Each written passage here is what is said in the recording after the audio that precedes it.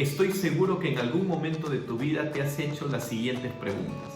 ¿De dónde venimos? ¿Por qué estamos aquí? ¿Y hacia dónde vamos? Para que la vida humana tenga sentido, mi querido amigo, estas preguntas, que son fundamentales, necesitan ser respondidas. Muchos filósofos ya han respondido estas preguntas, pero el problema es que muchos de ellos han quitado a Dios como el factor principal. De esta manera, las conclusiones a las que han llegado no han sido muy satisfactorias. Es por eso que en el estudio del día de hoy vamos a responder a esas preguntas y lo vamos a hacer utilizando solo un libro de la Biblia, el primer libro de la Biblia. Me refiero al libro de Génesis. Así que prepárate porque aquí comenzamos. Bienvenido al repaso de la lección de la Escuela Sabática número 8.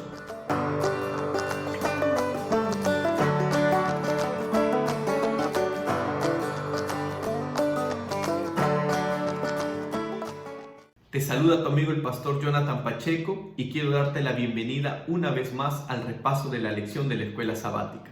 Quiero recordarte también que puedes suscribirte a nuestro canal de YouTube e invitarte a seguirnos a través de todas nuestras redes sociales para que cada semana pueda llegarte un nuevo video. En este día vamos a estudiar el libro de Génesis, la primera parte del libro de Génesis. De manera especial vamos a estudiar los capítulos 1, 2 y 3. Y al estudiarlos, nos vamos a dar cuenta que el libro de Génesis proporciona identidad, dignidad y propósito a la humanidad. La lección para esta semana la hemos dividido en 3 partes. En la primera parte vamos a estudiar en el principio. ¿Cómo fue en el principio? ¿Qué hizo Dios al principio? La segunda parte de la lección tiene que ver con la creación de las 2 instituciones. Me refiero al sábado y al matrimonio. Y finalmente, vamos a estudiar la relación que existe entre la creación, el pecado y la cruz o el plan de salvación. Entonces, aquí comenzamos. Vamos con la primera parte, en el principio. Y me gustaría que por favor me puedas acompañar a leer el primer versículo de la Biblia. Es cortito, pero es fundamental. Tan solo con este versículo nos vamos a dar cuenta de dónde venimos, por qué estamos aquí y cuál es el propósito que Dios tiene para nuestra vida. Así que acompáñame en la lectura de la Biblia, por favor. En el principio creó Dios los cielos y la tierra. Solo este versículo, querido amigo, es un antídoto contra la creencia de la evolución. La evolución dice que nosotros hemos pasado por un proceso de miles y millones de años para llegar a ser lo que hoy somos. La Tierra ha pasado por un proceso de millones de años para ser lo que hoy es. Pero este versículo menciona otra cosa, nos cuenta otra historia, nos cuenta una historia real. Nos dice que existe un Dios creador, que todo lo que hoy conocemos y vemos fue gracias a que un Dios creador lo formó. El versículo 1 del capítulo 1 de Génesis nos habla de que un día hubo un comienzo. Dios existía antes de este comienzo y Dios empezó la obra creadora. Si tú te das cuenta, hay un verbo muy especial en ese versículo. Ese verbo es crear. En hebreo, para este verbo crear se utiliza la palabra bará. ¿Y qué significa bará? Bará significa crear algo de la nada. Tú y yo podemos crear cosas partiendo de una materia ya existente. Por ejemplo, si un carpintero quiere hacer una mesa, ya tiene madera para hacerla. Puede crear una mesa, sí, pero depende de una materia ya existente. Cuando la Biblia dice que Dios creó los cielos y la tierra, que Dios creó a los animales, que Dios creó al ser humano, utiliza el verbo bará. Y el verbo bará significa crear algo de la nada. Y el único que puede crear algo de la nada es Dios. Dios no necesitó de una materia existente ya. Dios no necesitó de nada porque Él lo creó todo desde el comienzo. Entonces, este versículo nos quiere dejar algo en claro. Algo que no quiere que nos olvidemos, y es que Dios es el creador. Por favor, no te olvides de ello. La tierra, tú y yo, no somos producto de la evolución o producto de la casualidad. Somos producto del amor de un Dios que un día nos creó. Hebreos capítulo 1, versículo 2, nos da algún alcance más sobre la creación. Vamos a leer, por favor. En estos últimos días nos ha hablado por el Hijo, a quien constituyó heredero de todo y por quien asimismo hizo el universo. Este versículo nos quiere dejar en claro que Jesucristo es el creador de todo. Él es Dios y Él fue el que creó todo lo que hoy tú y yo conocemos. Ahora, dentro de la primera parte de la lección, es necesario que podamos estudiar un poquito sobre los días de la creación o de manera especial responder a la siguiente pregunta. ¿Los días de la creación son literales o simbólicos? ¿Sabes que muchas personas piensan que los días de la creación son simbólicos, no son literales? Piensan que es imposible que la tierra haya sido formada cada día. Y esto porque ellos creen en la evolución. Esto porque ellos creen en otras teorías. Sin embargo, nuestro Dios creador tal vez ni siquiera necesitaba de un día para formarnos. Pudo haber hecho todo en un segundo, en un milisegundo. Pero vemos a un Dios tan ordenado, un Dios tan amoroso, que cada día de la semana hizo algo extraordinario. Sin embargo, esta pregunta sobre los días de la creación, si son simbólicos o literales, necesitan ser respondidos también con la Biblia. Quiero que busquemos un versículo de la Biblia. Vamos a leer, ¿está bien? Vamos a leer, mejor dicho, varios versículos de la Biblia. Vamos a leer del capítulo 1 del libro de Génesis, los versículos 5, 8, 13, 19, 23 y 31. Acompáñame con la lectura. Y fue la tarde y la mañana del primer día. Y fue la tarde y la mañana del segundo día. Y fue la tarde y la mañana del tercer día. Y fue la tarde y la mañana del cuarto día. Y fue la tarde y la mañana del quinto día. Y fue la tarde y la mañana del sexto día. ¿Te has dado cuenta que en cada versículo que hemos leído, cuando Dios termina de crear algo, dice, y fue la tarde y la mañana del primer día, del segundo día, la tarde y la mañana del tercer día? Hay una frase que se repite en cada uno de estos versículos y es la tarde y la mañana. La tarde y la mañana era una frase normal que los israelitas utilizaban para referirse a un día. La palabra día en hebreo proviene de la palabra yom, y cuando esta palabra está al lado de un número cardinal, significa un día literal de 24 horas. Entonces, cuando nosotros vemos que en la Biblia dice, fue la tarde y la mañana el primer día, se está refiriendo a un día literal de 24 horas. Además, el cuarto mandamiento de la ley de Dios nos dice que debemos de respetar el día sábado, debemos de guardarlo. Y nos da los motivos. Nos dice que debemos de respetar el día sábado porque Dios creó los cielos y la tierra, creó todo lo que existe aquí en 6 días. No tendría ningún sentido que Dios nos diga que debemos de respetar un día específico si cada día previo hubiese sido de miles y miles de millones de años. No hubiese ningún sentido en guardar un día si ese día no fuese literal. Por lo tanto, querido amigo, los días de la creación son literales, son días de 24 horas. Además, quiero leerte una cita de Elena de White para poder corroborar lo que estamos hablando. Vamos a leer la cita que se encuentra en Patriarcas y Profetas en la página 103. Acompáñame con la lectura. La Sagrada Escritura no reconoce largos periodos en los cuales la tierra fue saliendo lentamente del caos. Acerca de cada día de la creación, las Escrituras declaran que consistía en una tarde y una mañana como todos los demás días que siguieron entonces. Por lo tanto, querido amigo, esta cita corrobora lo que ya estaba dicho en la Biblia. Cada día de la creación es un día literal de 24 horas. Vamos con la siguiente parte de la lección. Y esta es la creación de dos instituciones divinas. Me refiero al día sábado y al matrimonio.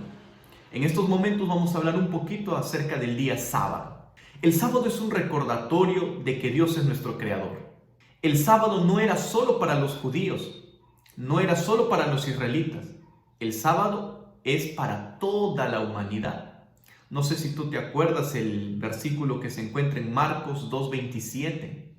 Allí dice que el sábado fue creado para la humanidad, para el beneficio de la humanidad. No menciona para el beneficio del judío, del israelita o de alguna cultura específica. Menciona para la humanidad, es decir, para todo el mundo. El sábado es una señal también de lealtad a Dios. Querido amigo, el sábado es tan importante que Dios hizo algunas cosas en este día. Como por ejemplo, vamos a leer lo que dice Génesis capítulo 2, versículos del 1 al 3. Fueron pues acabados los cielos y la tierra, y todo lo que hay en ellos.